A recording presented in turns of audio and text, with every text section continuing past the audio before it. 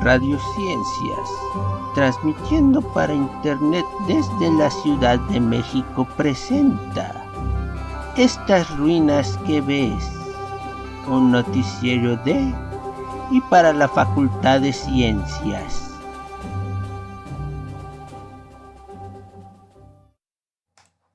Buenas noches a todos, a todas, a todos. Bienvenidos a este su noticiero, Estas ruinas que ves. El noticiero para quienes se saben la canción sobre las preposiciones, porque es un noticiero de, por, para, sobre, con y el resto de las preposiciones, la Facultad de Ciencias. Excepto la edición de hoy, porque la edición de hoy es un programa especial donde no vamos a hablar sobre la Facultad de Ciencias, sino vamos a hablar sobre la docencia y los problemas que tiene en México en general. Entonces, les tenemos entrevistas muy interesantes, unas mesas de reflexión sobre la problemática docente, algunos problemas en particular, ya se los iremos presentando. Tratamos de que la sesión de hoy también se organizara al esquema que siempre planteamos, que es información, después análisis y luego un plus. Va a ser un programa muy interesante, espero lo disfruten. Sin más por el momento, los dejo con el primer corte musical, a ver si pueden identificar cuál va a ser la temática del día de hoy. La música que escuchamos la pueden encontrar en nuestro playlist en Spotify. Radiociencias. Bueno, pues este fue nuestro primer corte musical, espero lo hayan disfrutado. Como seguramente pueden identificar, la temática de este jueves es la banda Los Ramones. Y pues esto concluye nuestra semana temática del punk. Tuvimos Sex Pistols el martes y hoy tenemos The Ramones. Como pueden ver, en esta estación casi no nos gusta el punk. Pues para la parte de información les tenemos preparada una entrevista con un profesor de la SEP que ahora les vamos a presentar. Pero antes de entrar a la entrevista de la parte de información, los voy a dejar con las efemérides del 19 de agosto. Como siempre, es la investigación de Eduardo Morales y la voz de Maurín Galindo. Efemérides 19 de agosto, Día Internacional de la Fotografía. El 19 de agosto de 1839, Louis Daguerre presentó ante la Academia de Ciencias de Francia el daguerrotipo, que permite capturar una imagen a través de un proceso químico. Día Mundial del Orangután, declarado por la ONU para generar conciencia sobre esta especie y evitar su extinción. Se estima que hay entre 14.000 y 80.000 individuos que conforman su población. Día Mundial de la Asistencia Humanitaria, proclamado por la ONU. 1692. En Salem, Estados Unidos, una mujer y 4 hombres son acusados de brujería y ejecutados, lo que se conoce como los juicios de Salem. 1811. Se establece la Junta de Zitácuaro, primer órgano de gobierno creado por los insurgentes durante la Guerra de Independencia de México. 1944. Los aliados, en el marco de la Segunda Guerra Mundial, liberan París. 1960. La Unión Soviética lanza al espacio el satélite artificial Sputnik 5. 1989. El presidente polaco Wojciech Jaruzelski nombra al activista de Solidaridad Tadeusz Mazowiecki como el primer ministro no comunista en 42 años. 1883. Nace Coco Chanel, diseñadora de modas francesa. 1924. Nace Willard Boyle, físico canadiense, Premio Nobel de Física en 2009. 1939. Nace Peter Edward Baker, mejor conocido como Ginger Baker, baterista del grupo Cream y Blind Faith. 1662. Fallece Blaise Pascal, físico y matemático francés, inventor de la prensa hidráulica. 1994. Fallece Linus Pauling, científico estadounidense, Premio Nobel de Química, en 1954 y de la Paz en 1960. Como pudieron notar, tuvimos una pequeña interrupción de la emisión. Entonces voy a volver a poner las efemérides por si se las perdieron. Disculpen la interrupción. Es internet de profesor de asignatura de la facultad. Ya saben que pues, no es el mejor que hay.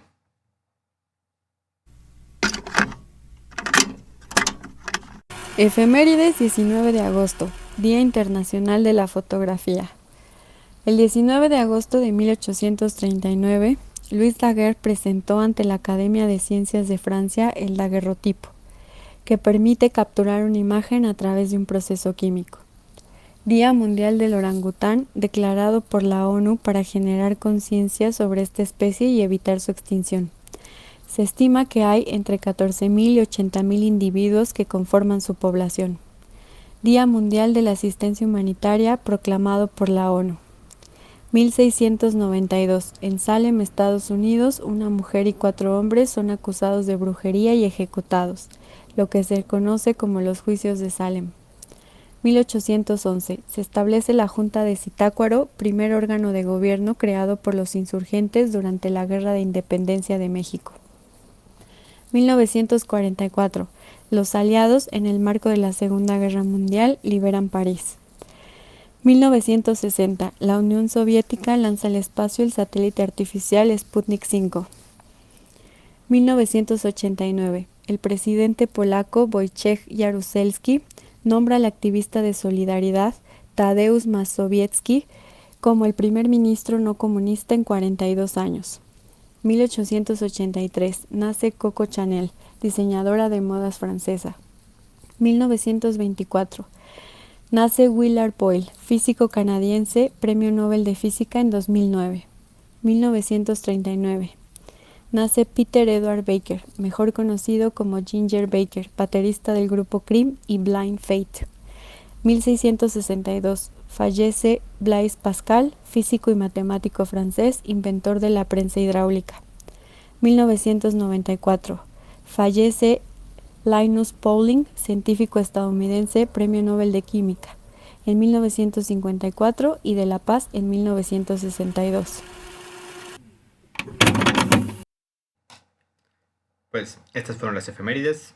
Como pueden ver en este programa, las fallas técnicas nunca faltan, pero al parecer ya se solucionó el problema. Entonces, ahora sí ya podemos entrar a la entrevista del día de hoy. Vamos a ver por acá. Sí. Entonces, me encuentro hoy con José Manuel Alejandro Moreno. Él es licenciado en Educación Secundaria con especialidad en Historia de la Escuela Normal Superior de México y además es maestro de secundaria. Hola José Manuel, ¿cómo estás? Hola, muy buenas noches. Bien, aquí andamos. Qué bien, qué bien.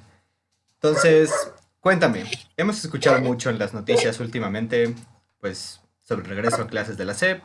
He visto que en las noticias se han entrevistado a especialistas en educación que nos hablan sobre pues, los problemas de educación de los niños. He visto que también se entrevista a doctores que nos hablan sobre la situación de salud. Pero, bueno, tampoco es que nuestra revisión de medios sea muy amplia, porque tampoco somos un programa con tantísimo personal, pero no he escuchado que se les haya preguntado a los docentes de la SEP qué piensan sobre esto. Entonces, por eso te invitamos. Entonces, cuéntanos, ¿cómo está la situación de los maestros en la SEP actualmente? ¿Cómo va el regreso a clases? Pues bueno, sinceramente es algo hecho al vapor por las autoridades. Tanto las autoridades como en el sindicato, pues simplemente nos dieron la puñalada por la espalda. Esto comienza digamos, cuando nos vacunan, que es en el mes de mayo, que solamente nos ponen una vacuna que es la CanSino. Después de ahí regresamos en lo que fue en la primera semana de junio, el 7 de junio, a clases presenciales. En algunas escuelas, pues se tomó el consenso y sí no se regresó, pero en otras, sí, pues casi como, no a la fuerza, pero sí, pues nos hicieron regresar. Pues sinceramente aquí, después de esto, bueno, del intento de clases presenciales, que algunos sí cerraron cuando volvió el semáforo en amarillo, en este receso escolar, primero empieza imponiéndonos un calendario que es de 200 días, donde dicen que empiezan el 30 de agosto y termina hasta el 28 de julio, donde pues normalmente terminábamos los primeros días de julio.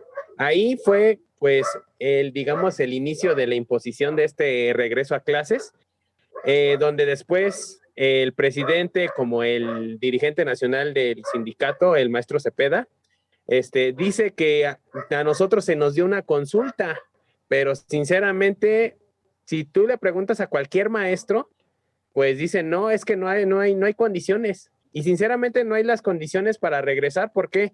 Porque en primera nuestra población, que son adolescentes de 12 a 15 años, no están vacunados. O sea, esa es una de las grandes preocupaciones. Otra situación es que pues a nosotros no se nos ha capacitado totalmente para lo que es este regreso a clases. Y actualmente no es, en este día que es 18 de agosto, no hay un documento oficial hecho por la Administración Federal de Servicios Educativos de la Ciudad de México, en donde a nosotros nos digan un protocolo exacto de cómo regresar a clases.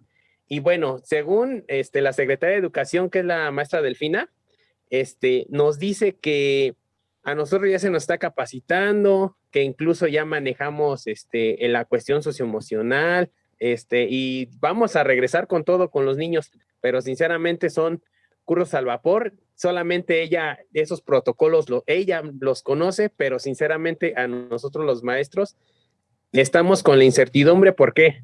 Porque nosotros ya se nos planteó este taller de capacitación en donde siquiera nos han capacitado en nada. Y pues imagínate, vamos a regresar en una situación incierta a lo que van a ser las clases presenciales. Pues sí, está muy grave lo que me platicas. Yo no sabía que ya habían regresado a clases desde junio. Yo creí que apenas ahora iba a iniciar el regreso a clases. Eso es grave. Pero además, justo, mi siguiente pregunta iba a ser, ¿cómo, o sea, si los han capacitado para la nueva normalidad? O sea, ya mencionaste el problema de la salud mental, básicamente, de los jóvenes que van a estar con ustedes, pero también me imagino que pues, es un problema, ¿no? O sea, se ha perdido curso y un tercio, curso y un cuarto de clases, entonces, ¿cómo los van a retomar? ¿Va a haber un proceso de regularización? Me imagino que no todos, las chavas y los chavos o sea, pudieron tener acceso a las mismas clases. Y además de eso, eh, no tengo claro, pero porque ya ves que la estrategia de comunicación de la CEP ha tenido varios problemas con esto de la carta y demás, que al parecer el regreso va a ser opcional. Entonces, ¿cómo le van a hacer ustedes? ¿Van a tener clases presenciales y además clases en línea? ¿Solo clases presenciales? ¿Les han explicado cómo va a funcionar? Bueno, respondiendo a tu pregunta, pues nosotros para empezar nos tenemos que enterar, y eso han hecho youtubers maestros, que nos enteremos, que tengamos un poquito más de fogosidad en este tema, porque te digo, no hay documento oficial que nos diga bien el protocolo. Nos tenemos que enterar ya sea por las mañaneras, donde pues sinceramente también al presidente se le preguntan cuestiones muy concretas y no sabe contestar. También a la Secretaría de Educación también se le contesta así. Y bueno, según ellos, dicen que a nosotros ya nos están capacitando. El regreso, pues sí es opcional, pero para los alumnos. Para nosotros como profesores, pues sí, el discurso dicen que nada por la fuerza, todo por la razón, pero sinceramente a los directivos se les dio la orden de que, pues, si no, tú no vas como maestro, el maestro tiene que tener como un fundamento legal para decir si vas o no vas. Pero al final ese fundamento legal no te sirve porque te van a llegar los descuentos y se va a aplicar la normatividad. Y pues digamos que muchos maestros estamos regresando pues más por el miedo a perder nuestro empleo o a otra cosa. Y respondiendo a lo que van a hacer, lo de las clases presenciales, pues al alumnado se le está consultando, o sea, quiénes van a estar presencial, quiénes van a estar en línea. Según la secretaria, dice que se van a capacitar a aquellos maestros que están en las oficinas,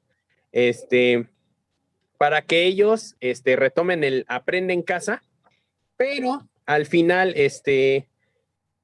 no va a ser así, porque en los talleres de capacitación a nosotros y en el consejo técnico más seguro se nos va a dar la orden. ¿Sabes qué? Arma 2 planeaciones. Una donde sea presencial, donde trates de llevar lo más normal posible tu clase, pero por otro lado, tienes que ver Aprende en Casa, tienes que hacer actividades con base en Aprende en Casa para que tú también evalúes a esos niños? O sea, ¿dónde quedó ese discurso que no vamos a tener esa carga? Al contrario, vamos a tener más carga de trabajo que incluso la tuvimos en este ciclo que pasó, que fue totalmente en línea. Y sinceramente, pues, sí, cada vez está peor y lo que hace la SEP son cosas al vapor. Muchos profesores, por eso seguimos con esta incertidumbre, pues hasta decir con miedo, para decir qué vamos a hacer. No tanto de que no queramos regresar, porque al fin y al cabo el instinto de un docente siempre va a ser estar ahí con sus alumnos lo más cercano posible. Pero el problema es, si mis autoridades no me dicen cómo regresar de forma exacta, entonces pues nosotros, pues con lo que podamos lo vamos a hacer. Pero sinceramente, sí es muy, muy difícil lo que estamos viendo ahorita en esta planeación de regreso. Pues me preocupa mucho todo lo que me platicas. Me platicas, o sea, que la estrategia de divulgación de la información que ustedes tienen que tener es mala, que la capacitación que les están dando es mala, que sí, que como dices, todo se hace al vapor. Otra cuestión que he visto en los medios y que no me ha quedado claro cómo se está resolviendo es si se están adecuando las escuelas. Justo como mencionas, las y los chavos todavía no están vacunados. Entonces, ¿se están tomando en cuenta protocolos serios para evitar que se contagien entre ellas y ellos, que se contagien en el transporte público? ¿Qué nos puedes decir al respecto? Bueno, en lo que son los protocolos, pues la SEP se deslinda diciendo cada contexto lo tiene que hacer, o sea, cada escuela lo tiene que hacer. Y sí, cada escuela pues planea lo más posible, pero pues simplemente no tenemos los insumos. Los médicos dicen, necesitamos el termómetro del CO2, necesitamos que las áreas estén bien ventiladas, necesitamos, o sea, se necesitan muchas cosas para tener un regreso seguro. Lo más que nosotros podemos hacer es tener, en nuestro contexto siempre es 50, 45 alumnos, y a lo mucho que te van a decir son 25, mete 25, 20, 30 alumnos por secciones. También los niños no están tan acostumbrados al uso de cubrebocas, eso también es algo que nos preocupa mucho, porque pues sí, o sea, las primeras semanas tenemos como que ser muy firmes en lo que van a ser pues las medidas que nos han implantado desde que inició esta pandemia, el uso de cubrebocas, el gel, lavarse las manos constantemente, la sana distancia, entre otras medidas. Pero no nos han dicho, los insumos son insuficientes. Hay escuelas que no van a tener, no tienen incluso agua, y pues sinceramente para incluso los alumnos va a ser un gasto muy importante, o sea, tener su gel, su cubrebocas, van a ser gastos extra, y pues la situación de ellos, así que digas, muy, muy, muy acaudalada, pues tampoco es. Y sí, eso es difícil, esa situación también es muy difícil. Pues sí, no quiero repetirme, pero se oye muy grave todo lo que me planteas. Mi última pregunta sería, ¿están tomando alguna manera manos en el asunto? ¿Se están organizando? ¿Están teniendo alguna manera de protestar o exigir que todos esos problemas que me planteas se solucionen?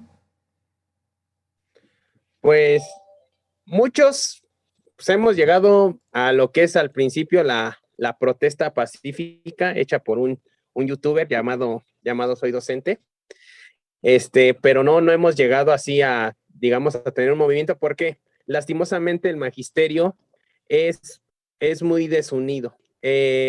Sobre todo en la sección que estamos, que es secundarias técnicas, históricamente se ha dedicado como que a dividir, como que a hacer que los docentes no se organicen. Digamos que la última organización que tuvimos fue en contra de la reforma educativa, donde pues igual, con una evaluación querían pues quitarnos nuestro trabajo, pero al final la fuerza del docente pudo más, incluso por los exámenes derrotamos al gobierno, y actualmente no. Bueno, sí hay ciertos grupos, pero como el grupo magisterial está muy desunido, e incluso el sindicato, que es el primero que tendría que alzar la voz, fue entreguista con el mismo presidente Andrés Manuel López Obrador. Sí, es muy difícil digamos, esa organización que llega a tener nuestro cuerpo magisterial, lastimosamente.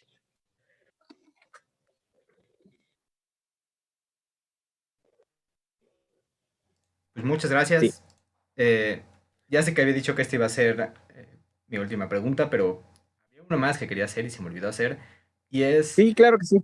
esta polémica que hubo sobre la carta responsiva, que la verdad fue bastante lamentable. Digo, preocupó a muchos madres y padres de familia. Primero, justo la secretaria de Educación dijo que sí iba a estar la carta, luego el presidente dijo que no, y luego la secretaria dijo que no, que en realidad tampoco. ¿Qué está pasando con esta carta? ¿Es realmente un lavarse las manos y si los estudiantes se enferman es culpa de las madres y los padres de familia? ¿Qué nos puedes decir sobre esta carta que está causando tanta polémica? Bueno, sinceramente la carta responsiva para mi forma de ver es un arma de doble filo. ¿Por qué? Porque, o sea, en cierta manera tú tienes que comprometer al padre de familia de que su hijo va a ir sano a lo que va a ser la jornada escolar. Pero también aquí la SEP se estaba lavando las manos. ¿Por qué? Porque si un niño se contagia, ¿a quién le van a echar la culpa? Muchos argumentan, no, es que los niños también van a plazas, van a fiestas, van a la playa, y luego ¿qué? Aquí en esta situación, pues van a decir, sí, mi hijo fue a la playa, fue a las plazas, fue a las fiestas y no se contagió. Y fue a la escuela y se contagió. ¿A quién le van a echar la culpa? Primera línea, le van a echar culpa a los maestros, a la escuela, y ya incluso dijo la SEP que no va a cerrar la escuela en caso de registrarse un contagio. O sea, ya es una situación muy lamentable. Y sí, el presidente, como en redes sociales, se alzó mucho la voz en decir, la carta responsiva es como si te subieras a un bungee. O sea, tú vas a tener tu grado de responsabilidad. Si la escuela, pues, es un lugar, digamos que es tu segundo hogar, ¿cómo vas a firmar una responsiva en la cual, pues, es una situación de riesgo? Muchas personas lo manejaron así y es por eso que el gobierno dio marcha atrás con esa dichosa carta compromiso. Porque sí, o sea, se iban a lavar las manos y se iban a echar la culpa. Y pues imagínate, si ya no hay esa carta responsiva, pues yo creo que invitaría a los padres de familia a decir, si llevan a llegar a sus hijos y esperemos que no se lleguen a contagiar, pues simplemente no le echen la culpa ni a los maestros, ni a la escuela. ¿Por qué? Porque nosotros, pues ahora sí que nos pusieron ahí y nosotros tenemos que estar ahí. ¿Por qué? Porque es nuestro trabajo. Al fin y al cabo, es que el gobierno quiere reactivar la escuela porque es algo económico también para ellos. Pero sinceramente, que le echen la culpa al gobierno, que le echen la culpa a la Secretaría de Educación, incluso al líder del CENTE. ¿Por qué? Porque ellos fueron los que abanderaron esa situación y el presidente tomó la decisión de regresar a clases presenciales no por instituciones públicas, fue por instituciones privadas que ya le piden a gritos, las escuelas privadas, regresar a presencial. O sea, si tú eres el dueño de las escuelas públicas, ¿cómo le vas a tomar la palabra a algo que es tu contraparte? Y sí, o sea, la carta responsiva fue esa arma de doble filo en la cual, pues sí se quiere lavar las manos y esperemos que no, pero eso va a ser todavía más contraproducente a ese regreso a clases al vapor que está planeando el gobierno de México. Pues José Manuel Alejandro Moreno, eh, muchas gracias Sí, por todo lo que nos has platicado. La verdad es muy preocupante. Eh, sí, si la situación de los estudiantes y cómo iban a regresar y todo el problema con que pues otra vez se eleven las tasas de contagio y estas cosas, todavía estamos más preocupados por todo lo que nos describes de cómo va a ser la situación de las y los maestros. Pues sí, la verdad. Sí. de nuevo te agradezco mucho. Espero podamos seguir en contacto contigo para preguntarte pues, cómo avanzan las cosas, que nos sigas informando cómo va esta situación, si se mejora la capacitación que le están dando ustedes, la estrategia de comunicación, todos los problemas que nos has planteado. Entonces, por favor, sigamos en contacto y de nuevo, muchas gracias por estar aquí en este noticiero. Al contrario, gracias por invitarme. No, de qué. Buenas noches. Hasta luego, buenas noches. Pues de nuevo, este fue José Manuel Alejandro Moreno, platicándonos sobre la situación docente en, pues él está en una secundaria y en general en el sector de educación pública. Ahora, para terminar con nuestra sección de información, les queremos informar del primer censo sobre remuneración que se va a realizar en la Facultad de Ciencias. Para esto nos informa Carla Juárez. Ella es coordinadora de la Mesa de Definitividades y Remuneración Adicional de la Asamblea General.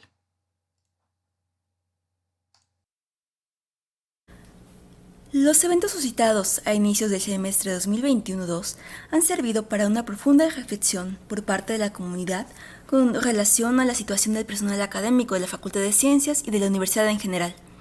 Para obtener una radiografía de la dimensión de esta realidad, es necesario conocer mejor las características de nuestro personal docente.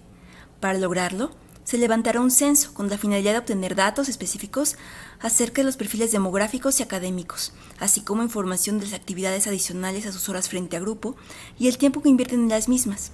Por otro lado, es relevante conocer la importancia relativa en sus ingresos con respecto al sueldo proveniente de la facultad. Los resultados serán de utilidad para emitir un diagnóstico y tomar decisiones con el objetivo de implementar programas que coadyuven a mejorar las condiciones de la comunidad, tanto a corto como a largo plazo. Invitamos atentamente a todo el personal académico de la Facultad de Ciencias que haya impartido algún curso en los semestres 2021-2, tanto de tiempo completo como de asignatura, así como ayudantes, para que ingresen a la liga que les corresponda y participen contestando la encuesta, lo cual podrá hacerse hasta el próximo viernes 3 de septiembre. Su participación es muy importante. Atentamente, Comisión de Estabilidad Laboral y Remuneración Adicional para Profesores y Profesoras de Asignatura y Ayudantes. Como lo escucharon, en voz de Carla Juárez, esta va a ser el primer censo que se realiza en la Facultad de Ciencias. Va a servir para los avances que estén realizando en la mesa correspondiente. Los invitamos a ustedes a participar, a que informen a sus conocidos, a todos los que puedan. Es muy importante que todo el mundo, por favor, conteste estos formularios que están realizando, porque nos va a ayudar a conocernos como facultad, a entender cuáles son nuestras problemáticas y a saber cómo resolverlas. Hubieron al principio de hoy algunos problemas con los llenados. Todos los problemas ya se han resuelto hasta el momento, entonces por favor, si tuvieron un problema al principio del día de hoy, les pedimos que por favor vuelvan a llenar la encuesta y ahora les aseguramos que no van a encontrar ningún problema. Bueno, con eso terminamos nuestra sección de información. Espero les haya parecido interesante. Creo que se discutieron temas muy importantes. Y sin más que comentar, pasamos a nuestro segundo corte musical. De nuevo recuerden, la banda es The Ramones y espero les guste esta canción. La música que escuchamos la pueden encontrar en nuestro playlist en Spotify. Radio Ciencias. Estos fueron The Ramones, Do You Remember Rock and Roll Radio. Queremos avisarles que ya tenemos una encuesta en nuestro canal de Telegram sobre qué opinan ustedes del regreso a clases presenciales. Nos interesa mucho saber su opinión. Por favor, háganos saber qué opinan al respecto. Ahora, como ustedes recordarán, el martes, y por eso tuvimos este programa especial, estuvimos entrevistando a María del Pilar López Márquez del CAED y pues precisamente decidimos crear como una mesa para discutir todas las problemáticas que hay en el CAED. Déjenme ver si ya están todos por acá. Sí, entonces tengo conmigo a varios profesores del CAED. Tengo a Viviana Buchaín Prado, a María del Pilar López Márquez, que también estuvo el martes, a Roberto Antonio Cortés Cueto, a José Antonio Domínguez Barbosa y a Juan Antonio Rodríguez Gómez. Hola a todos, ¿cómo están? Hola, buenas Hola, noches. buenas noches. Hola, muy buenas noches. Hola, buenas noches. Un gusto. Buenas noches a todos. Gracias por la invitación. Qué bueno que están todos por aquí. Entonces, recapitulemos un poco. José, ¿puedes de nuevo recordarle a quienes nos estén escuchando qué es el CAED? Sí, bueno, los CAED son los centros de atención para estudiantes con discapacidad.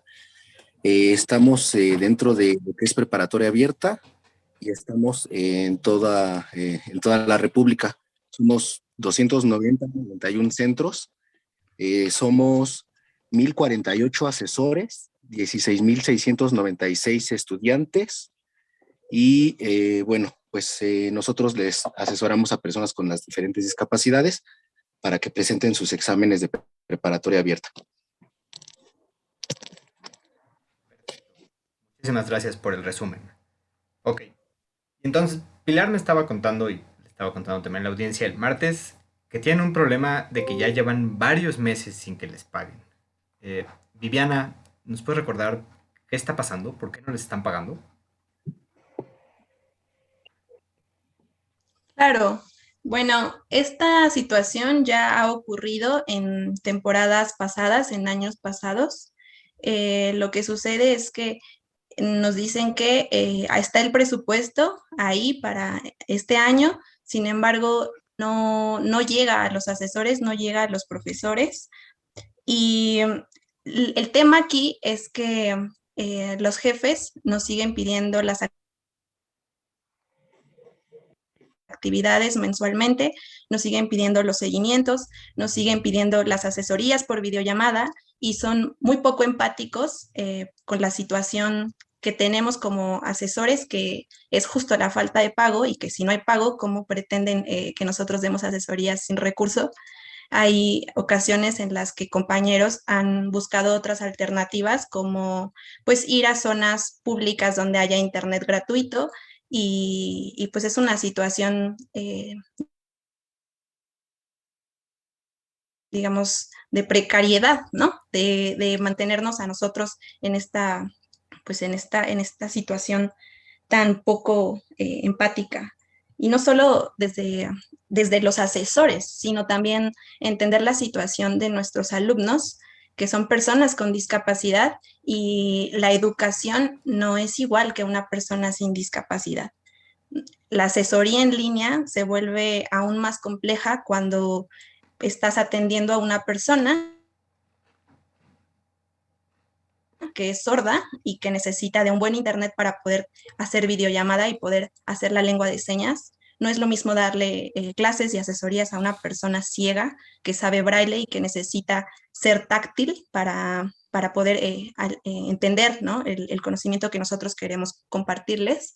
Y bueno, eso por poner dos discapacidades, pero atendemos también a discapacidad intelectual y necesitan un acompañamiento muy cercano.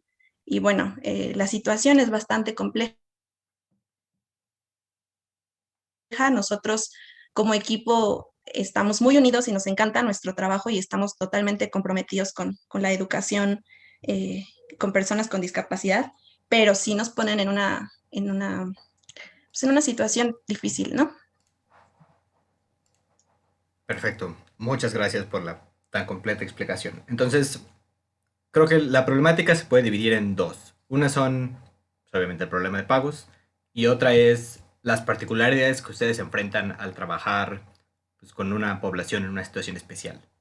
Entonces, y esta pregunta va para ti, Roberto, ¿nos puedes detallar un poco más? Porque Pilar nos platicaba un poco, ¿no? Que como lo que le están diciendo ustedes es que falta presupuesto, lo cual no tiene sentido porque el presupuesto ya estaba asignado para pagar sus salarios. Entonces, ¿nos puedes explicar como un poco más de quién dependen estos centros CAED? ¿Dependen de la SEP? ¿Dependen de qué dependencia gubernamental? Y si puedes un poco especular, como, ¿cómo es esto posible? Que no tengan presupuesto para sus salarios. Pues, hola, buenas noches. Para empezar, sí, nosotros somos prestadores de servicios, facturamos directamente pues es la SEMS, y hay varios subsistemas. Uno es, al que nosotros pertenecemos, es la Dirección General de Bachillerato, que es la DGB, Hay otros que son, me parece que es WEMSTIS, otros tecnológicos del mar, etcétera. Son 3 o 4 dependencias, me parece. Y cada uno maneja cierta cantidad de centros. En el que nosotros nos toca es directamente de la Dirección General de Bachillerato, de la DGB, que es la que lleva la parte académica de la preparatoria abierta, es donde están pues las oficinas principales de preparatoria abierta. Entonces ellos nos dan ciertas, bueno, para nosotros en particular nuestro centro está dentro de las instalaciones de Dirección General de Bachillerato. Antes estaban ubicados en la calle de Moras, es preparatoria abierta. Por cuestiones de la pandemia y falta de pagos también en el inmueble, se hizo el cambio de instalaciones directamente a el que sería el edificio de profesiones, que está en Avenida Revolución, me parece que es 1425 aproximadamente. Entonces nos tienen reubicados ahí.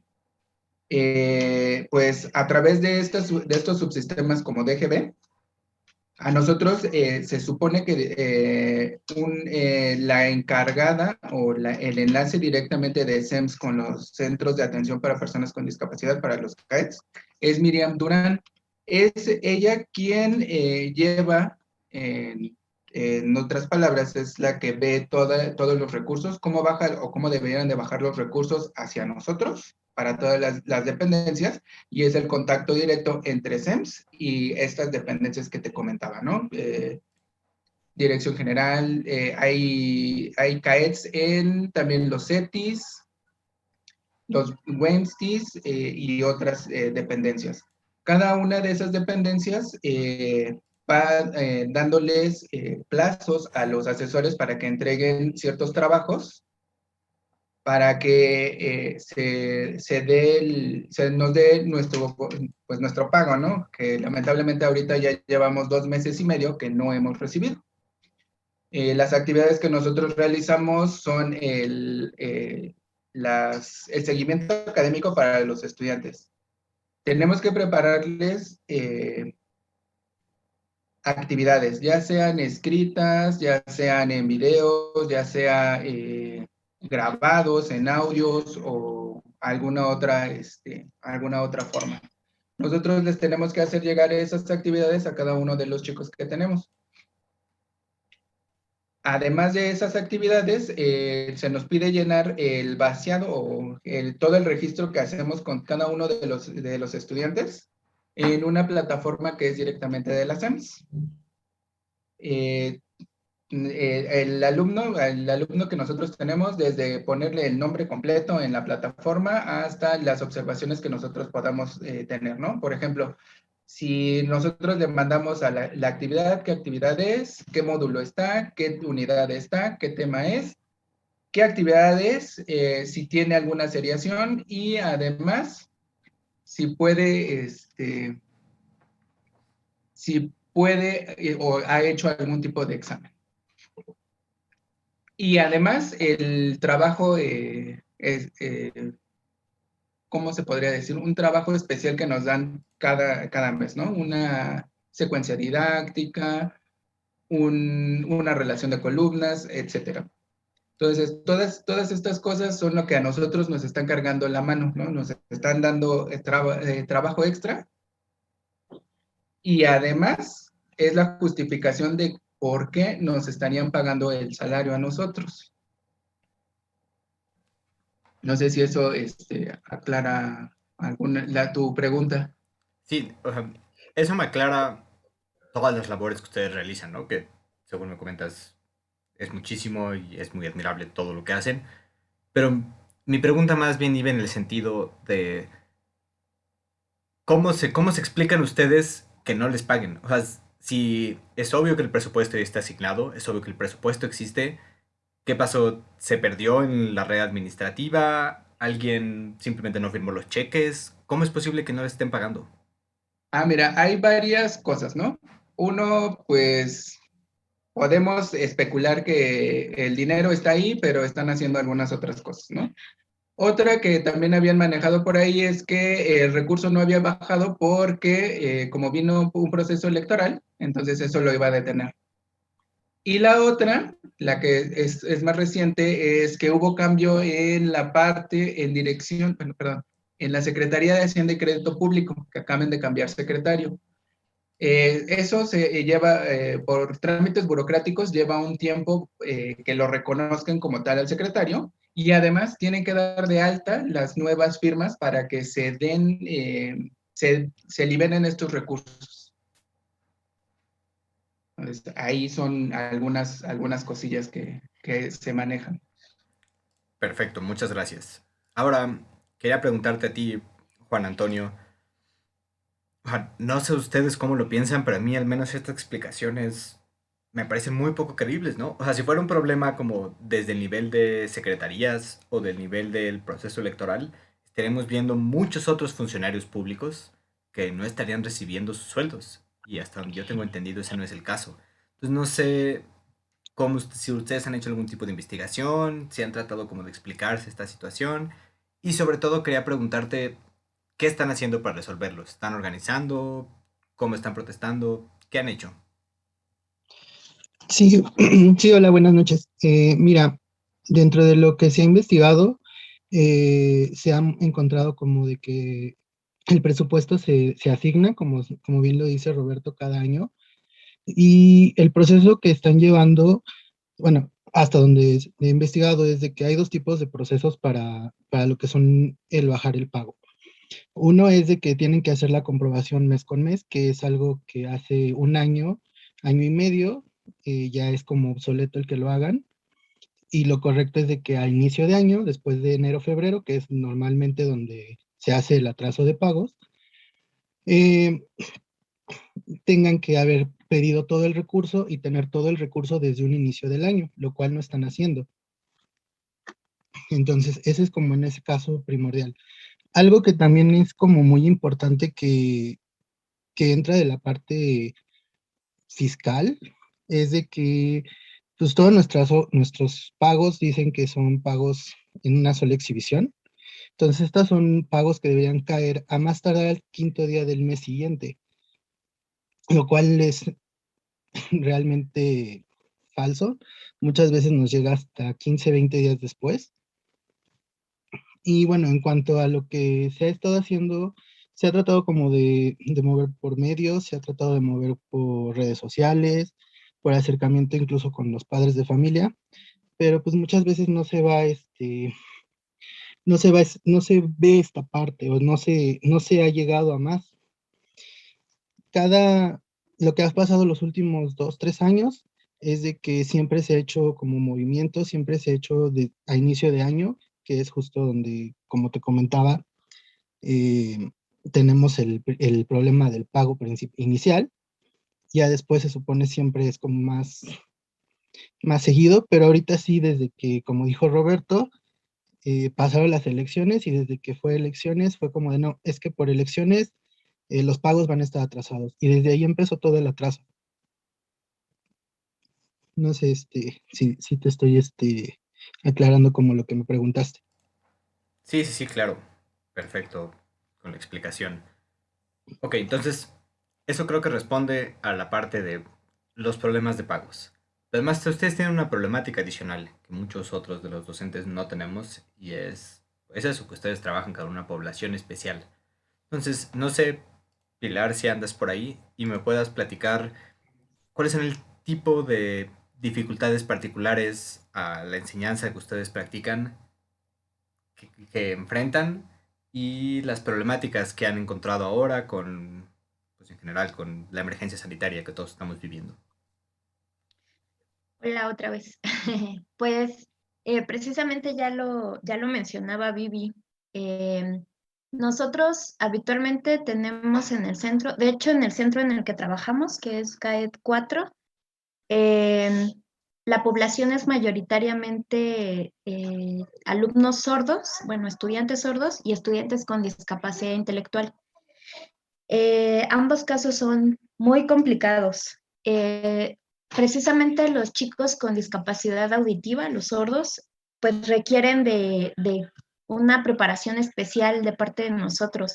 Esto es, que tengamos conocimiento de la lengua de señas mexicana.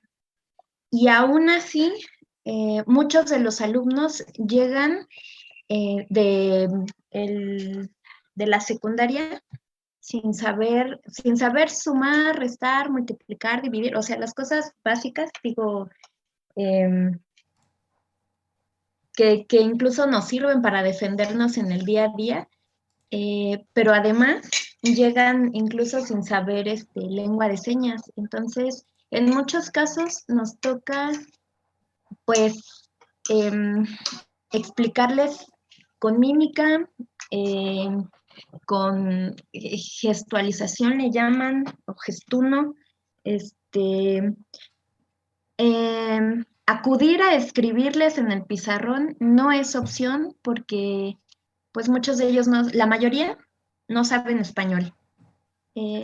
Intentar que lean los labios, tampoco, porque para leer los labios implica conocimiento de español de parte de ellos, y pues te digo que esa es una cosa que no sucede. Por los nuevos modelos inclusivos, en la secundaria meten a chicos con discapacidades sin un intérprete, sin acompañamiento, sin que el mismo profesor que está dando clase en secundaria a, no sé, bueno, estoy especulando, ¿no? Unos 30 alumnos, pues tiene que estar al pendiente de estos 30 alumnos, y el 31 es un chico con discapacidad visual o sordo o intelectual o motriz, ¿no? Que pues requieren otro tipo de especificaciones del profesor, de especialización del profesor. Entonces, pues a veces lo que sucede es que, pues, para seguir seguir teniendo esta cortina de inclusividad, los pasan con 9, con 8, con 7, y ni siquiera saben leer, no saben escribir, no saben, o sea, pero pues es una situación que se repite, que llegan a nivel bachillerato, porque precisamente como ya mencionaban mis compañeros, CAED está dentro de la prepa abierta. Entonces, pues estamos en nivel bachillerato y los chicos no saben leer y no saben sumar. Y entonces, hablando incluso por los chicos con discapacidad intelectual, pues inclusive la manera en la que tenemos que dirigirnos hacia ellos, porque pues la discapacidad intelectual implica también o sea, aunque tengan 16 años, tienen la mentalidad de un niño de 10 o de 12. Entonces, pues tienes que cuidar cómo les hablas, ¿no? O sea, no me refiero a hablarles bonito o feo, no, sino a saber, conocer y ser empático con la forma en la que le vas a enseñar, y además reconocer. Nos ha tocado, no solamente aquí en CAED 4, en varios centros nos ha tocado hacer una especie de propedéutico, en el que incluimos a todos los chicos, a veces por discapacidad, a veces sí podemos meter de diferentes discapacidades, en un grupo donde les enseñamos pues desde sumar hasta dividir, ¿no? Para que en algún momento puedan acceder a los temas propios de bachillerato, que son aritmética, álgebra, geometría, cálculo, imagínate. Entonces, pues nos toca analizar, además revisar la lengua de señas, por ejemplo, que es una de las herramientas que tenemos que utilizar para comunicarnos con ellos. La lengua de señas no tiene señas para lenguaje matemático, o sea, salvo para suma, resta, multiplicación, división. No hay seña para exponente, no hay seña para raíz cuadrada, no, y bueno, ya mencionar derivada o integral, pues ya es demasiado, ¿no? Igual para física, para biología, no hay señas, entonces nos las tenemos que ingeniar para acuñar señas en el aula. por ejemplo, con los chicos visuales, es decir, los que tienen discapacidad visual o son ciegos o débiles visuales, pues igual ellos no pueden aprender, o sea, yo no les puedo mostrar una gráfica, ¿no? A lo mejor su rezago no es del calibre de los chicos de discapacidad intelectual, pero pues yo no le puedo mostrar una gráfica a un chico ciego, entonces tenemos que preparar material para eso también, adecuarlo. Y en ese sentido, además, pues tenemos que ser expertos en nuestras áreas. O sea, no puedes poner suena feo, pero no puedes poner a cualquiera a ver matemáticas o biología o español o historia porque necesitas saber el trasfondo de lo que estás enseñando porque vas a enseñar desde el origen, pues. Entonces, o sea, se nos pide ser expertos en nuestras áreas, em, conocer la lengua de señas, conocer braille, em, también poder identificar a los chicos que ¿cómo se dice?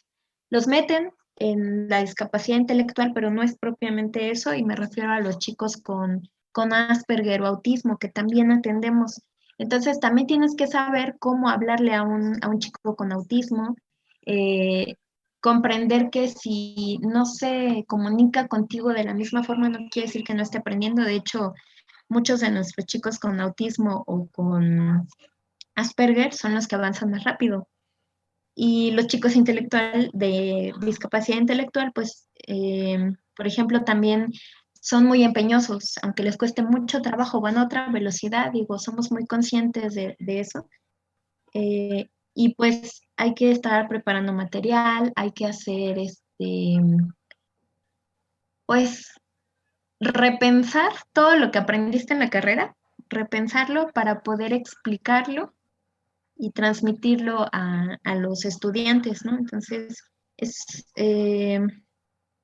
pues como decía Vivi, nos gusta mucho, estamos muy comprometidos, pero es un trabajo tremendo. Y ahorita, precisamente también ya lo mencionaba Vivi, ahorita con la pandemia, pues descubrimos muchas cosas, ¿no? Necesitamos vernos en el caso de los chicos sordos, ¿no? Necesitamos tener una buena cámara, un celular, algo para grabar videos y poder interactuar con ellos y explicarles los temas. Por WhatsApp, por mensaje, es espantosamente difícil porque la mayoría, como ya te comentaba, no saben español. Entonces, pues a veces incluso nos han criticado, ¿no? Oye, es que le escribiste a mi hijo como si fuera cavernícola.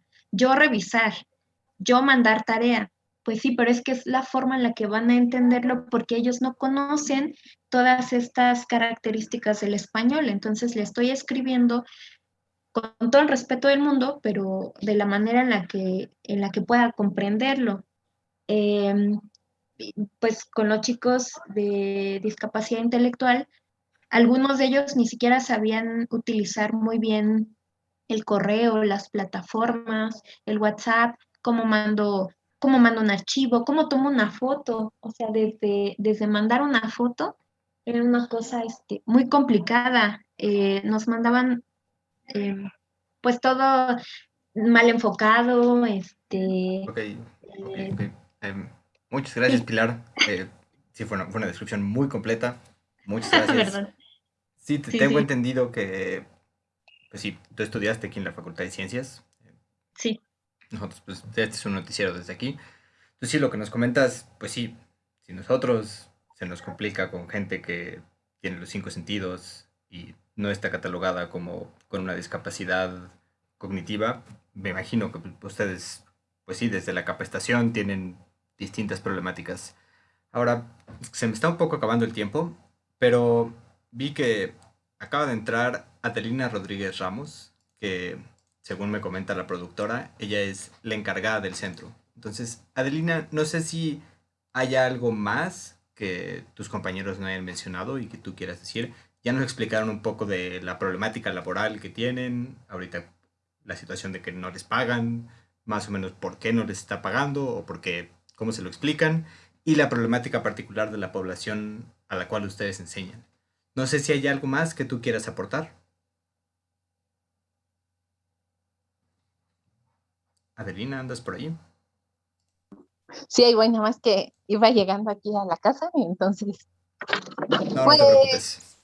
más o menos escuché en realidad lo que ya compartieron los compañeros, no todo, pero sí, creo que podríamos complementar que, pues, en este camino que llevamos de no pagos, no nada, desde que existe CAET desde el 2019 ha sido una situación continua, esta problemática en los pagos, y en este camino pues creo que también se ha buscado regularizar, obviamente desde parte de los asesores.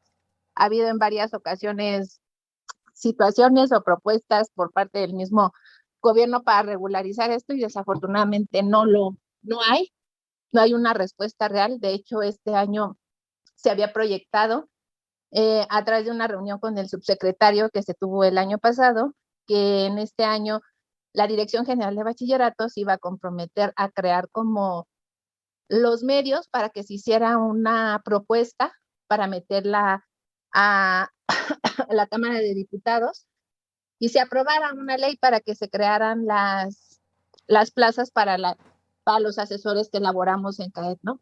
Es fecha que pues no ha quedado ese proyecto tampoco. Creo que sería algo que le daría formalidad y un cambio real a esta condición de no pagos al pertenecer todos a un programa, ya que es a lo que es PAFEMS, que es a donde pertenece el recurso al que estamos nosotros sujetos, ¿no? Entonces, creo que eso es lo que a mí me gustaría complementar y que hubiera una forma o algo en cómo comentar que pues finalmente las autoridades de otros gobiernos y esta al final no hay realmente no están como sensibles a las necesidades de la población a la que nosotros atendemos y las mismas necesidades que tenemos nosotros, ¿no? Como trabajadores que somos y que somos el medio para ir apoyando a esta comunidad que pues es de la parte de las comunidades en situación de vulnerabilidad, ¿no? Entonces, pues no hay empatía real por parte del gobierno, sean anteriores o a este cambio, ¿no? De incluir realmente tanto al trabajador como a la comunidad estudiantil a la que nosotros atendemos.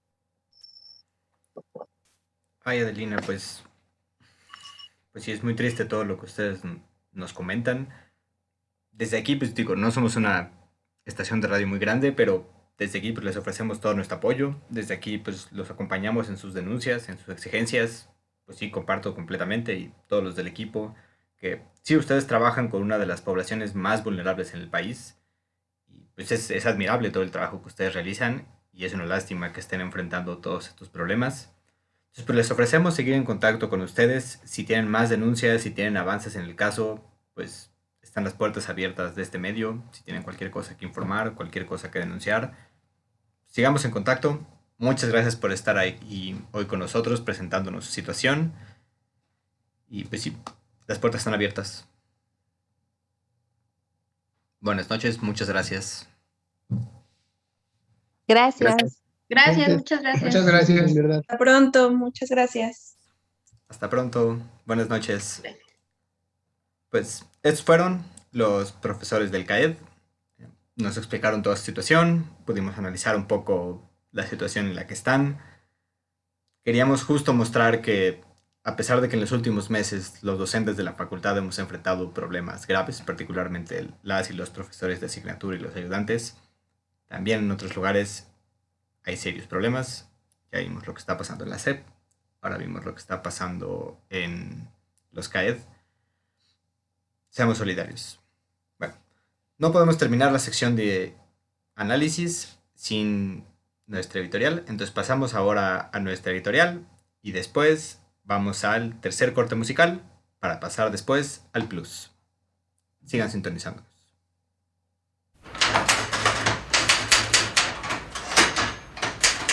Democracia otra vez. En previas entregas de este editorial habíamos dicho, la democracia es hoy, tal vez más que nunca, una cuestión a tratar en la Facultad de Ciencias. Ya hemos reflexionado sobre la democracia, o la falta de ella, en el aparato institucional universitario. Hoy quisiéramos reflexionar sobre la democracia desde los movimientos estudiantiles y/o docentes. Como es bien sabido, la asamblea es la protagonista de este tipo de movimientos. En ellos, la asamblea se convierte en un mecanismo de información, análisis, organización, formación política, además de su función central como mecanismo de toma de decisiones. Entendida así, la asamblea es el núcleo del movimiento, y es donde su estructura democrática florece o colapsa. Por esto, vale la pena detenerse a analizar los procesos de toma de decisiones en las asambleas. El mecanismo usado regularmente es la votación a mano alzada, el cual, como es bien sabido, presenta tanto ventajas como desventajas. Ambas consecuencia de saber quién emite el voto que será contado y de su necesaria presencia en la asamblea. Las ventajas de conocer quién emite un voto es conocer los sectores o grupos que expresan una opinión, herramienta de suma importancia para la negociación y la acción política. Las ventajas de que los votantes se encuentren en la asamblea es que han participado del resto de las características de la asamblea. Están informados, han participado del análisis, toman parte en la organización y se forman políticamente. Las desventajas de conocer quién emite un voto son la intimidación y la represión política, temas a los que ya les hemos dedicado tiempo en este programa. Las desventajas de que los votantes se encuentren en la asamblea es que esto excluye de la participación política a los no asistentes. La emergencia sanitaria actual nos ha obligado a modificar todos los aspectos de nuestra vida cotidiana. El método asambleario de estos movimientos universitarios no ha sido la excepción. La paradójica realidad virtual que vivimos nos ha llevado a reconsiderar los métodos de toma de decisiones. El famoso "sácalo a forums" resume el nuevo mecanismo que ha surgido como alternativa a las votaciones en la asamblea. Este mecanismo de votaciones es, en buena medida, la contraparte asambleario, de la mano alzada, pues permite el anonimato del voto y no requiere de la presencia en la asamblea. El anonimato del voto presentó un primer problema: delimitar la comunidad que toma la decisión para evitar que agentes cuya opinión no es relevante tengan injerencia indebida en la toma de decisiones. Afortunadamente para este problema, no exclusivo de la Facultad de Ciencias, se presentó un token de solución, desarrollado por un cierto investigador altruista. Un segundo problema fue la contracara de la aparente ventaja de que los votantes no tuvieran que estar presentes. Este mecanismo garantiza la inclusión de una mayor población de votantes, pero con el costo de que estos votantes no necesariamente están informados, no han generado un análisis y no participan de la organización. El movimiento de estos últimos meses ha evidenciado lo alto de este costo y lo mucho que ha minado al movimiento. Sería ingenuo pensar que las votaciones virtuales desaparecerán cuando se termine la emergencia sanitaria. Ante esto, el movimiento tiene que reflexionar sobre cómo evitar los altos costos que éstas conllevan y posiblemente preservar sus virtudes. En los pocos minutos que dure este editorial, no podremos resolver este problema. Este editorial solo plantea las bases para comenzar a pensar una solución. Sin embargo, esperamos poder retomar la reflexión en futuras entregas. Si le interesa conocer nuestras propuestas, siga sintonizándonos. Para terminar el análisis, vale la pena comentar dos acontecimientos recientes referentes a las votaciones. El primero se suscitó debido al uso de la plataforma Fastpool durante la elección de coordinadores de las mesas de trabajo. Estas elecciones se han criticado debido a la posibilidad de que una persona pudiera emitir más de un voto, y debido a que una vez terminado el periodo acordado para emitir la votación, la tendencia de esta, en algunos casos, se invirtió. Ante esto, respondemos. 1. Al inicio de la asamblea, se había advertido que estas dos problemáticas podían presentarse, y se aceptó el uso de la plataforma a pesar de ellas. 2. La asamblea estudiantil había utilizado esta plataforma en múltiples ocasiones, y nunca había ocurrido que la tendencia de la votación se revirtiera al concluir el periodo acordado. 3. Una vez que un cierto grupo de inconformes se retiraron de la asamblea, no se volvió a presentar una votación con número de votos mayor a los asistentes a la asamblea. Los últimos dos puntos sugieren el aprovechamiento indebido, por parte de un grupo de docentes, de las limitaciones de la plataforma utilizada. El primer punto sugiere, más aún, que este grupo no considera que algo sea un problema, a menos que afecte sus intereses. El segundo acontecimiento fue el condicionamiento de la continuación del paro a la participación del 75% de la comunidad relevante.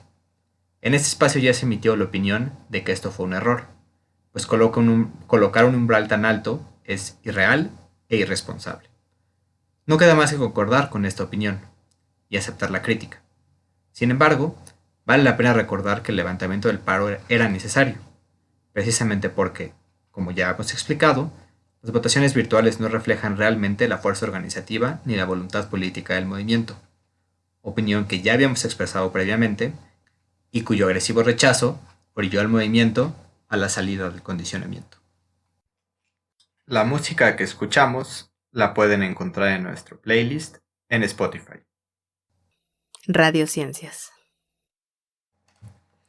Estos fueron The Ramones con I Wanna Be Sedated. Ahora pasamos al plus. Antes quería recordarles que tenemos una encuesta en nuestro canal de Telegram. Ya tenemos 38 votos. La encuesta es: ¿qué opinas del regreso a clases presenciales? La pregunta más votada es en contra. La segunda más votada es depende de las condiciones de la escuela. La tercera más votada es depende de las condiciones del transporte. Y la menos votada es a favor. Estamos ahora por lanzar una segunda encuesta. Por favor, revísenla y participen. Recuerden, es en nuestro canal de Telegram. Ahora, como parte del plus, tenemos a unas invitadas de súper lujo, que si no estoy mal ya están por acá.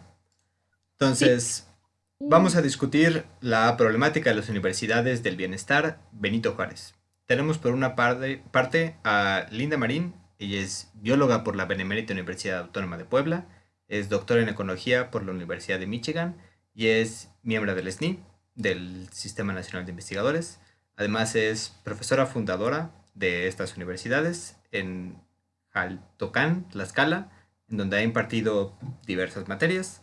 Además está con nosotros Guadalupe Ortiz Hernández. Ella es educadora popular, psicóloga social, maestra en desarrollo rural por la UAM Xochimilco, doctorante en el posgrado de estudios latinoamericanos por la UNAM y fundadora de la sede Iztapalapa de estas universidades del bienestar, y también imparte diversas materias en estas universidades con temas socioambientales.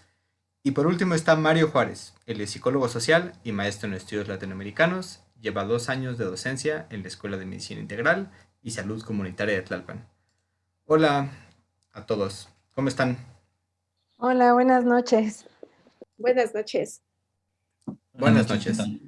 Espero se encuentren muy bien. Pues hemos leído, quienes han estado al pendiente de la prensa internacional, que hay un problema en estas universidades del bienestar, sobre todo con despidos. Entonces, Linda Marín, no sé si nos quisieras platicar un poco qué está pasando. ¿Están corriendo a los profesores? ¿Qué ocurre? Sí, gracias, Luis. Pues ha pasado así durante julio, ¿verdad? Principios de julio, de súbito se dio esta acción repentina, inesperada de la Dirección General de las Universidades para el Bienestar Benito Juárez García de enviar cartas de fin de convenio, de no renovación de convenio, así le llaman ellos, a varios profesores que ahorita juntos pues ya somos cerca de 70, probablemente un poco más. Pero sí, esta es la parte pues terrible, porque muchos de los que estamos ahora afuera pues somos profesoras, profesores que iniciamos el proyecto. Como sabes, el proyecto es un proyecto nuevo de la presente administración federal y sale en el 2019. Muchas de las que estamos fuera iniciamos el proyecto. Eso es lo que ha pasado.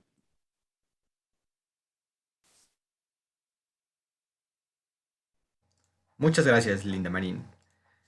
Ahora, justo hablabas de que terminaron el convenio y según pude leer, al parecer como que realmente ustedes no tenían un contrato, sino era como una situación laboral sui generis, por llamarle de una manera. No sé, Guadalupe, si me pudieras explicar esto, ¿realmente ustedes tenían contrato? ¿Cómo funciona la manera como ustedes estaban trabajando ahí? Hola Luis, pues en realidad nosotros que ingresamos en el 2019, se nos prometió en un primer momento que estábamos contratados. De hecho, nuestras primeras cartas de ingreso dice que estamos contratados desde principios del 2019 y como apenas estaba regularizando toda la creación de las universidades, nosotros teníamos que esperar, ¿no? Un poco para que esto terminara de regularizarse y en ese momento la todavía actual directora nos comentó que tuviéramos paciencia, que cuando ella tuviera las posibilidades y se regularizara todo frente a Hacienda y frente a los registros en la SEP, íbamos a tener prestaciones, íbamos a ser los primeros docentes, que íbamos a tener plazas, y bajo esa promesa, pues todos nos quedamos, ¿no? O por lo menos todos los que hasta el momento continuamos en el proyecto. Y de hecho estuvimos el primer año 8 meses sin paga, ¿no? En esta promesa de que nos iban a regularizar. Cuando finaliza casi el 2019 es cuando ya empiezan a pagarnos, pero ahí es como la primera sorpresa porque aparece una especie de convenio que sí se reconocía que, de hecho sí se reconoce que somos docentes de la universidad y cada ciclo hemos estado renovando estos convenios, pero siempre con esta promesa que nos había hecho la directora al inicio. Sin embargo, pues ahora la sorpresa es que nos dicen, se acaban sus convenios, ya no hay posibilidad de renovarlos, tal vez en un futuro, pero pues eso es incierto. Y en recientes declaraciones la directora ha dicho que nosotros solo somos beneficiarios de un programa, cuestión que por supuesto pues nos sorprende, ¿no? Porque desconoce toda nuestra relación laboral, desconoce el tiempo que hemos laborado, desconoce el trabajo que hemos invertido, que cabe resaltar más allá de ser docentes, también éramos gestores, ¿no? Gestores de relaciones con las comunidades, gestores de buscar espacios para los jóvenes. Hemos pues puesto desde GISES, arreglar nuestros equipos de cómputo cuando empezó la pandemia. Entonces hemos implementado todo para que las universidades funcionen y de pronto es como, solo son beneficiarios, ¿no? Como estos niños becarios y pues somos estos beneficiarios que además se nos exige. Entonces, ahorita justo un poco nuestra exigencia es este reconocimiento de la relación laboral que sí existe. Pues esto es muy grave, Guadalupe. Sí, lo que me están comentando suena muy, muy grave. Digo, ya hemos tenido otras entrevistas hoy donde nos han platicado diversas situaciones, pero esta situación de que ustedes ni siquiera estén contratados y además de que ustedes hayan sido fundadoras y fundadores de estas universidades, que han sido simpatizantes de este gobierno. No sé, Mario, ¿cómo se explica en esta situación? ¿Cómo es esto de que de repente recortan personal? ¿Es que no hay fondos? ¿Es que están buscando contratar a otro tipo de personas? No sé, ¿cómo ustedes tratan de dar sentido a esto que les está ocurriendo?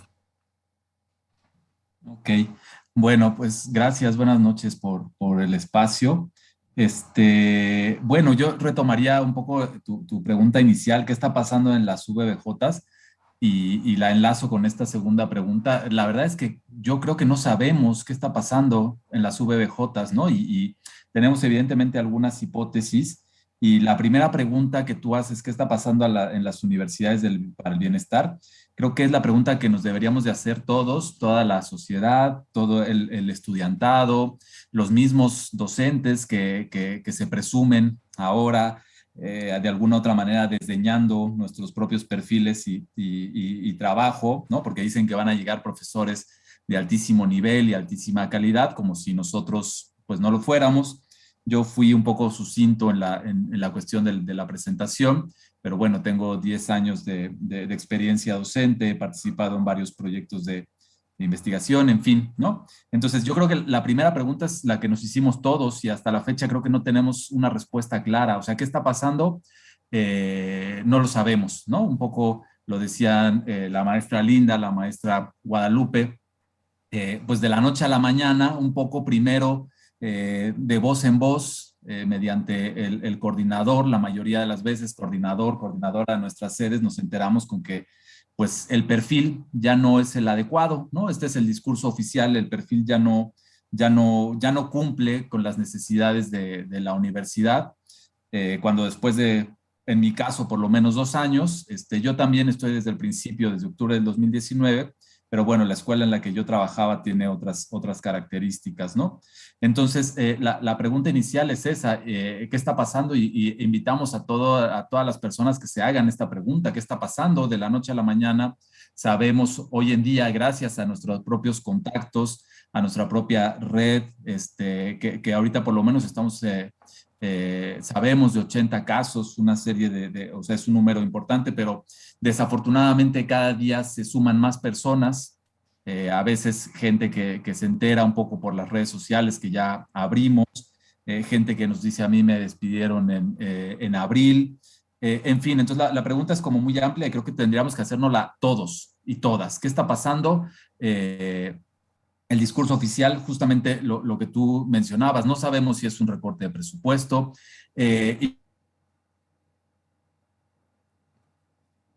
Mario, ¿sigues por ahí? Es que ya no te escuchamos. Y también vemos ahí una serie de hipótesis. Perdón, Mario, nosotros nos te hemos... cortaste unos segundos. Justo estabas diciendo que sí, no bueno, sabes si es una cuestión de presupuesto o qué tipo de cuestión es. Si puedes retomar el punto. Sí, no sabemos si es una cuestión de presupuesto, porque a nosotros no nos llega ese tipo de información. Lo que sí nos llega, nos llegó más o menos, en algunos casos, como en mi caso, desde el principio de este nuevo ciclo, nos llegó un recorte de horas, y ahora que hemos comentado, pues este recorte de horas parece generalizado, desde principios de este nuevo ciclo que empezó en enero aproximadamente. Entonces no sabemos, pero hemos visto algunas hipótesis. Las otras cosas que vemos y sabemos un poco por el contacto que tenemos entre nosotros, entre nosotras, es que la mayoría de las personas que salen en este momento de las universidades para el bienestar somos con formación de ciencias sociales. Ha habido, no me quisiera enfrascar en eso, pero ha habido declaraciones poco afortunadas de parte de la Dirección General, diciendo, por ejemplo, que formaciones como la mía, psicólogo social egresado de la UAM Iztapalapa, medalla al mérito universitario, etcétera, pero al momento de ser egresado de psicología, entro en un cajón que ella misma, por algunas notas y algunos audios por ahí que de repente comienzan a circular, pues resulta que mi formación es de carácter neoliberal. En fin, lo que tenemos simplemente son hipótesis. ¿Cuáles son esas hipótesis?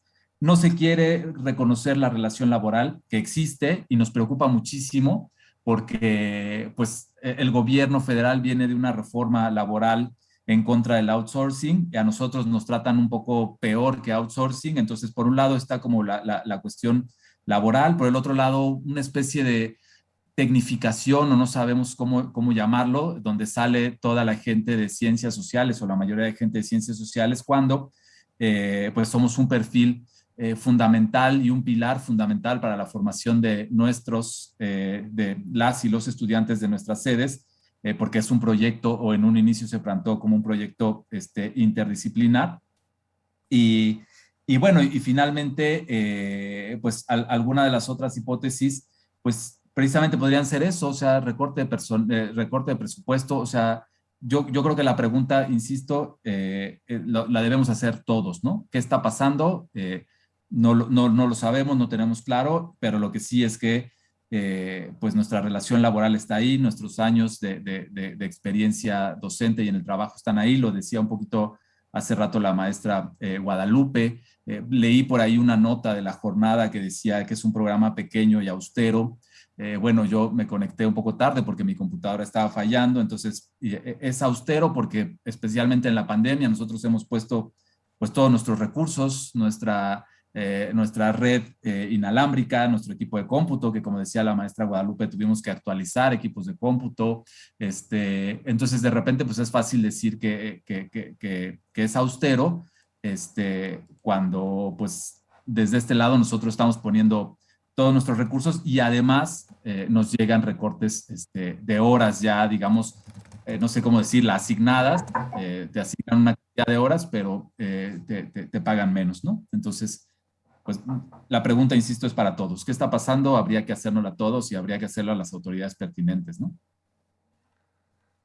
Pues es muy grave todo lo que me estás diciendo. O sea, es muy grave desde lo que nos platicaron al principio, de que tuvieron tiempo sin pagos, de que luego no tuvieron contrato, de que ahora, o sea, así como mencionas, no me parece nada creíble esta explicación de que no tienen un buen perfil. Pues, si los contrataron hace 2 años y al menos por los perfiles que ustedes me han mandado, son perfiles perfectamente competentes.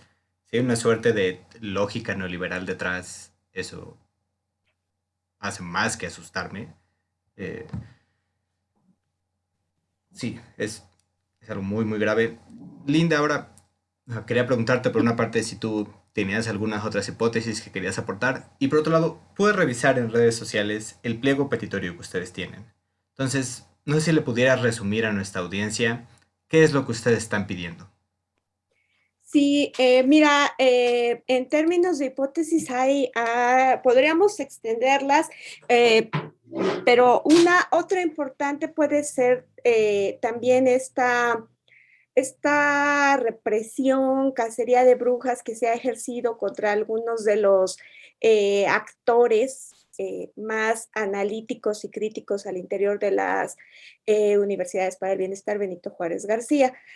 El proyecto nace como una propuesta transdisciplinar que incorpora pues a los docentes en la construcción, en el análisis y en la construcción pues de alternativas a las problemáticas locales que hay, ¿verdad? Pero en el proceso esto se va desvirtuando. La propuesta de hacer en realidad un análisis crítico de la realidad que nos rodea para poder transformarla se va difuminando, porque lo que hay que hacer es aprender a hacer composta, lo que hay que hacer es aprender a, no sé, a hacer mermeladas, ¿no? O sea, como desde una visión muy simplista, pero no se llega al otro planteamiento, ¿no? De decir, bueno, pues en realidad hagamos baños secos porque es una necesidad, y si seguimos bajo la lógica de jalar la cadena, pues nos va a llevar la tristeza, ¿no? Tenemos casos muy bien documentados en todo México, no diríamos solo en un lugar, ¿no? O sea, cada que volteamos a nuestra inmediatez, pues tenemos problemas graves en torno a cómo vivimos, en torno de si de verdad en algún momento vamos a aterrizar esta idea de la sustentabilidad o vamos a seguirnos en el discurso. Y ese es un problema grave, ¿no? Al interior de las universidades, que se fue perdiendo un poco el sentido crítico y de construcción, y pasamos a hacer composta y hacer esto y hacer el otro, y entonces pues ya haces mucho porque lo que importa es saber hacer, ¿no? O sea, dejen de lado el qué también te sabes expresar oralmente o escrito, ¿no?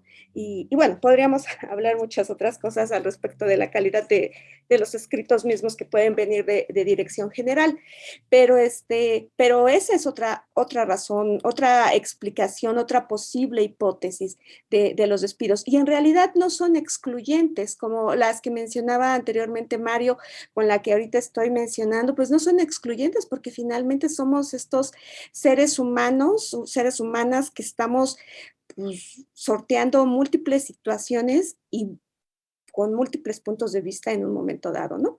Entonces, todo esto que estamos diciendo puede ser, lastimosamente, varios casos parecen, o más de varios casos parecen reafirmar, pues precisamente estas causas multifactoriales, que es no reconocimiento de nuestra antigüedad, no reconocimiento de procesos críticos, sintéticos y analíticos y transformativos de la realidad, en fin, ¿no?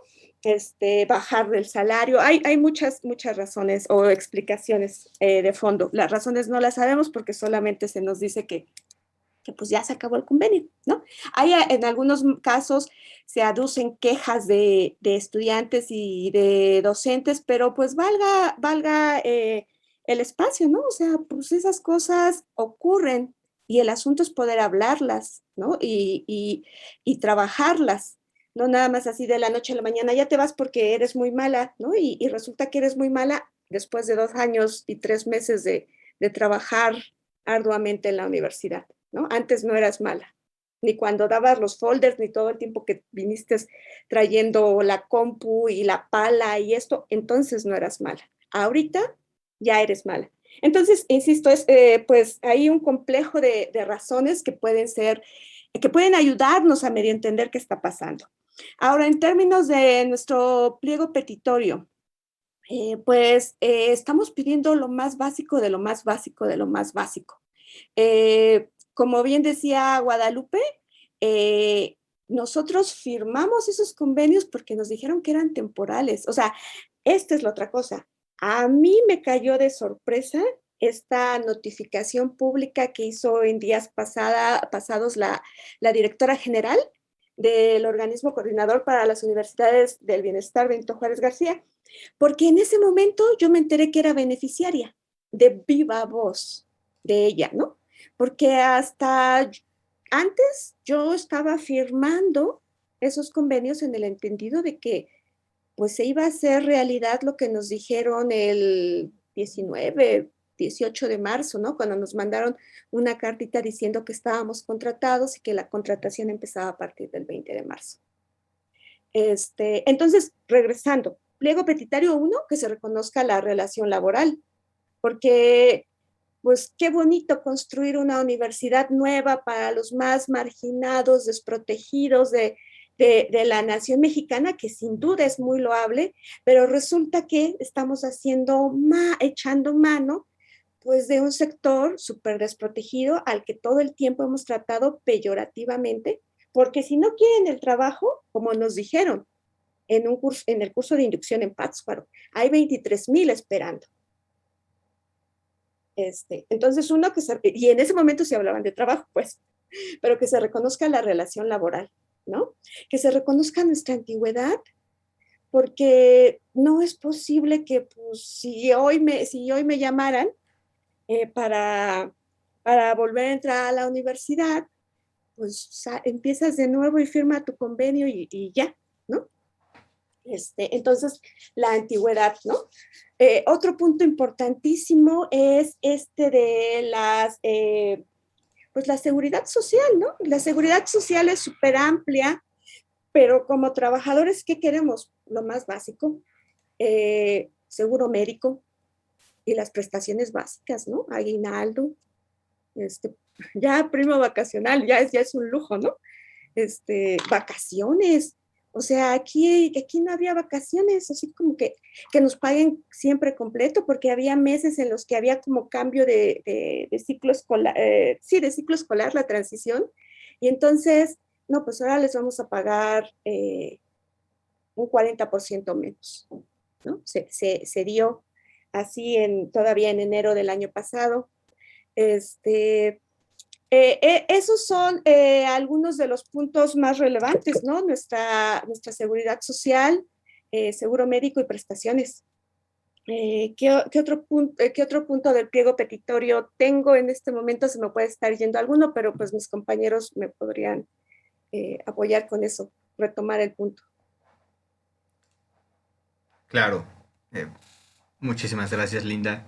Nada más queríamos comentar que yo entiendo por qué mencionas lo de la prima vacacional, pero ese, junto con todas las otras que ustedes están pidiendo, son prestaciones y derechos que todos tenemos que están en la Ley Federal del Trabajo. Entonces, creo que solo están pidiendo lo que está en la ley, no están pidiendo nada más allá. Y es increíble que justo, que tengan que pedir algo que por ley se les debería simplemente otorgar. No deberían tener que protestar. Y me impresiona eso, que sea eso lo único que piden, que se respete la ley. Y algo muy importante, perdón, la reinstalación. A lo mejor ahorita mis compañeros van a abundar más, pero ese es el otro punto fundamental, ¿no? O sea, que nos reinstalen, que no puede ser esto de, pues ya viniste, trabajaste todo este tiempo y ahora vete, porque ahora traigo a otros que sí se acomodan al perfil que yo quiero. Traigo a otros que son no neoliberales. Entonces, ¿de dónde viene todo este mote de que uno es neoliberal? Gracias. No hay de qué, Linda. Muchas gracias por decir más cosas. Muchas gracias. Guadalupe, ¿hay algo más que quieras mencionar sobre el pliego petitorio o en general sobre la problemática que ustedes están enfrentando?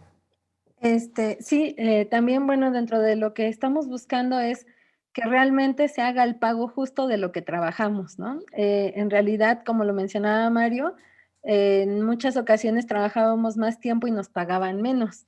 Entonces, esa también es una búsqueda que tenemos, la reinstalación.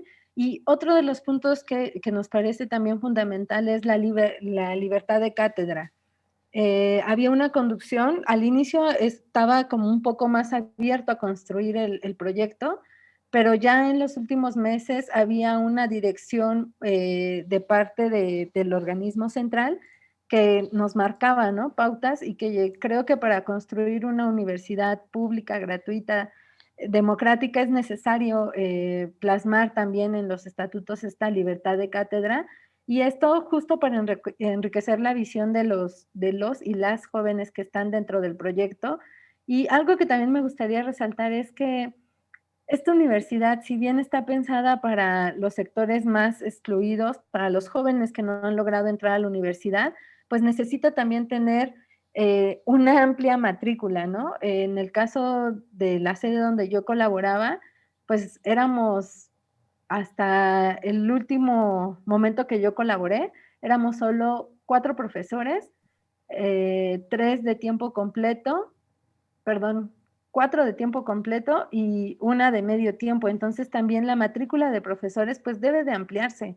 Entonces, no es posible que para traer nuevos profesores tengas que recortar a los que están, ¿no?, previo, y también sumar que es muy probable que a nosotros nos hayan, o es una hipótesis, nos hayan despedido porque así negaban justo esta posibilidad de derechos, ¿no?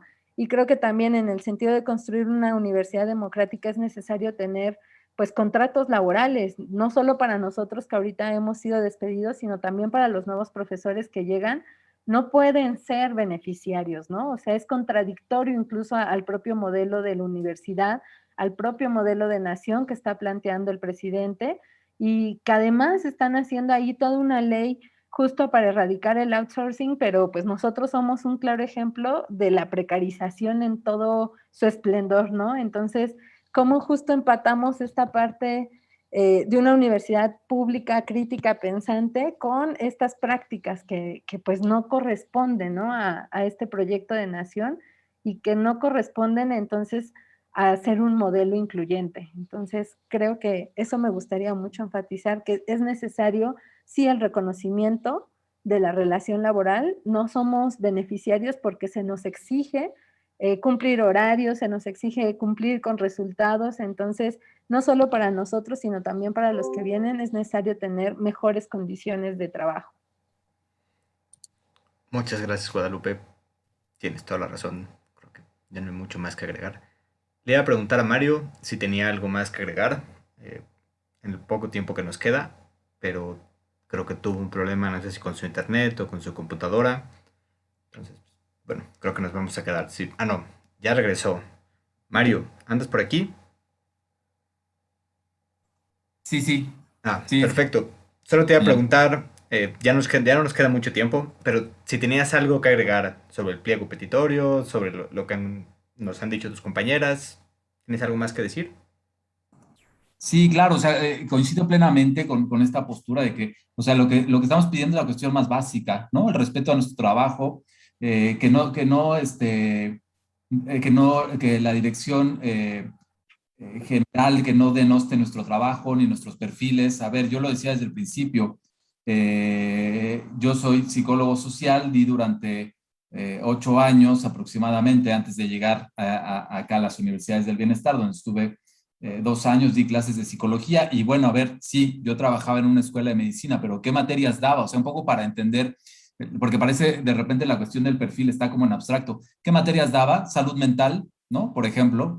O sea, digo, no creo que haya ninguna incongruencia ahí, ¿no? Daba salud mental, introducción al trabajo comunitario, metodologías de la investigación, en fin, ¿no? O sea, como que el argumento inicial de los perfiles me parece que se cae rápidamente. Entonces, eso es lo único que nosotros pedimos, y sobre todo una congruencia hacia las autoridades, ¿no? O sea, nosotros no estamos aquí, a diferencia de cierto golpeteo que de repente es muy propio de ciertos medios de comunicación y de ciertos actores. Nosotros aquí no estamos para el golpeteo político y al golpeteo en general para nadie o hacia nadie, ¿no?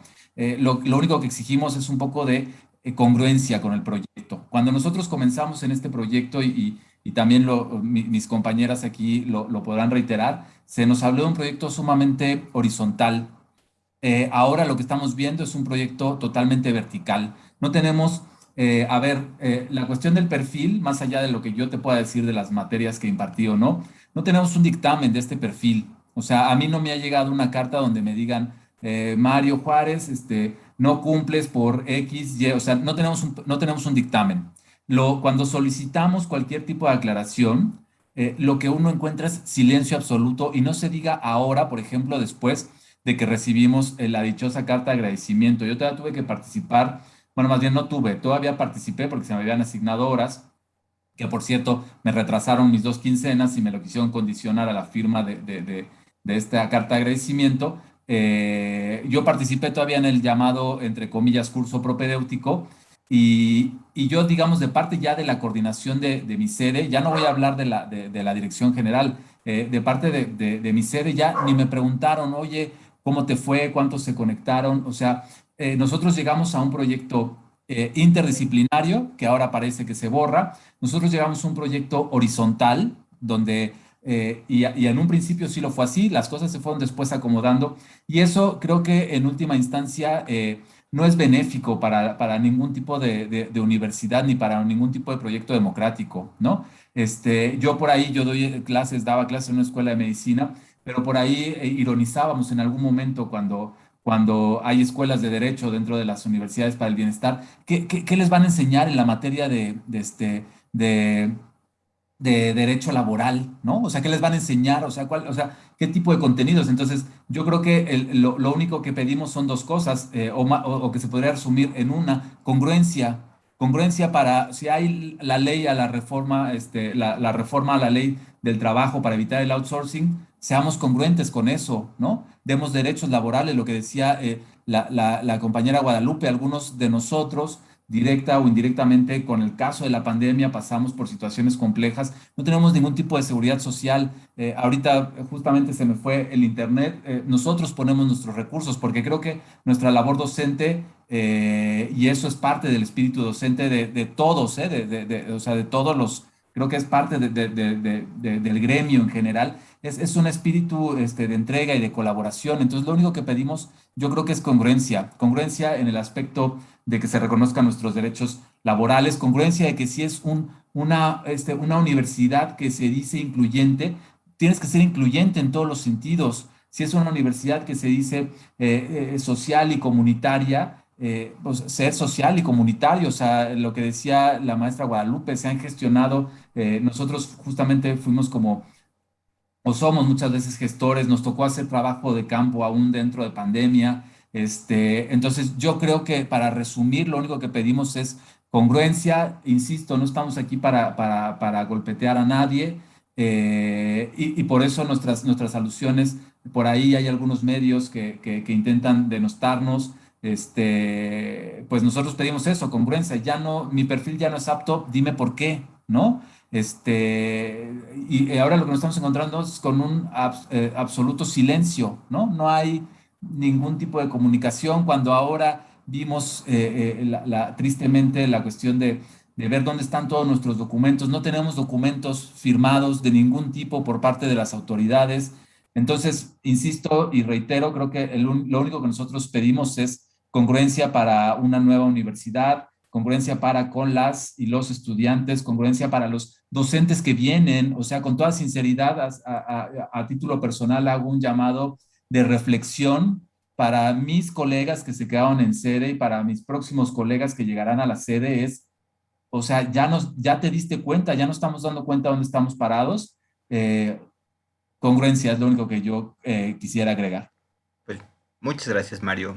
Creo que tienes toda la razón. Esta ha sido una plática, creo que muy sobria. Creo que van a decir ustedes, han analizado muy bien la situación.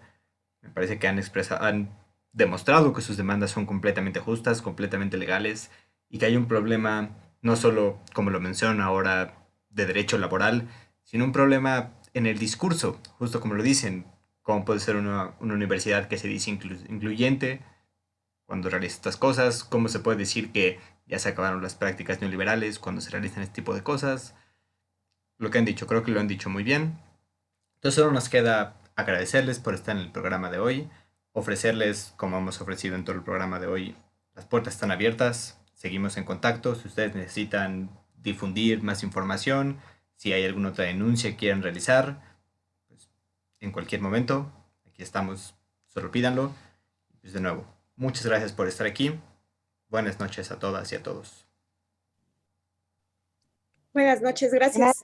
Muchas gracias a ti. Y sí, la verdad es que los espacios, qué bueno que haces esta invitación. Los espacios creo que deben de estar, o sea, eso, tenemos que lograr un poco más de visibilidad, no por nosotros, ¿no? No por Mario Juárez en lo individual, sino por lo que decíamos, por este llamado a la congruencia.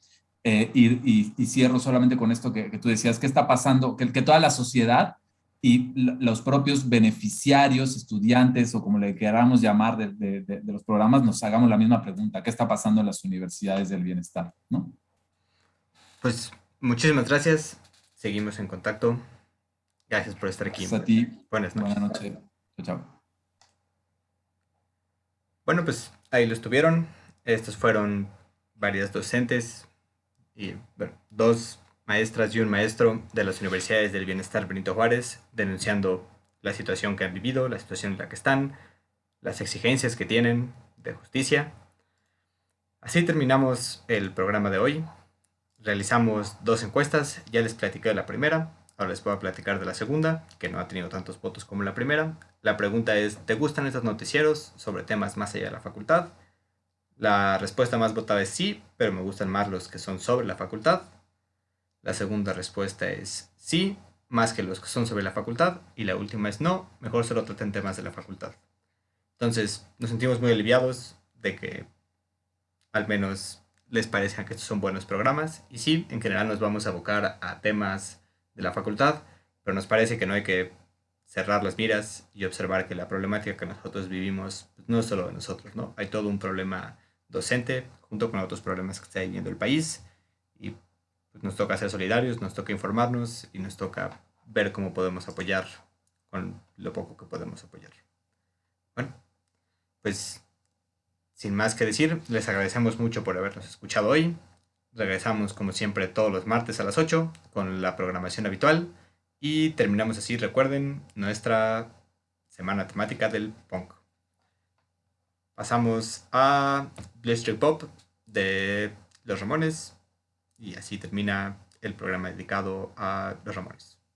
Muchas gracias, tengan buena noche. La música que escuchamos la pueden encontrar en nuestro playlist en Spotify. Radio Ciencias, transmitiendo para Internet desde la Ciudad de México.